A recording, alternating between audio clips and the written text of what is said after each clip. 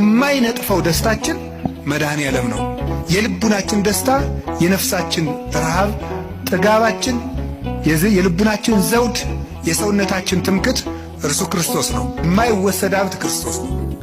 በልብስ ልደሰት ብትል ልብስን ወይ ሰዎች ይወስዱታል፣ ወይም የተሻለ ልብስ አሰፍተው የሚመጡ ሰዎች ያስቀኑና በአንተ ልብስ መደሰት ታቆማለህ። በጤና ብትደሰት ሲያም ይከፋል።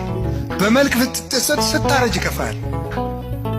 በሚስታችሁ ብትደሰቱ ስትሞት ይከፋችኋል። በባል ብትደሰቱ ሲሞት ይከፋል። ቅዱስ ጎርጎርዮስ እንደተናገረ በሀብት ብትደሰቱ ስታጡ ትከፋላችሁ። በሹመት ብትደሰቱ ስትሻሩ ይከፋችኋል።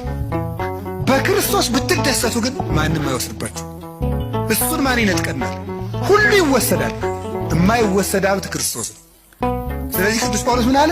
እላችኋለሁ በክርስቶስ ደስ ይበላችሁ አለ። እላችኋለሁ በማን ደስ ይበላችሁ አለ? ደግሜ እላችኋለሁ በክርስቶስ ደስ ይበላችሁ አለ። ሁልጊዜ በጌታ ደስ ይበላችሁ አለ።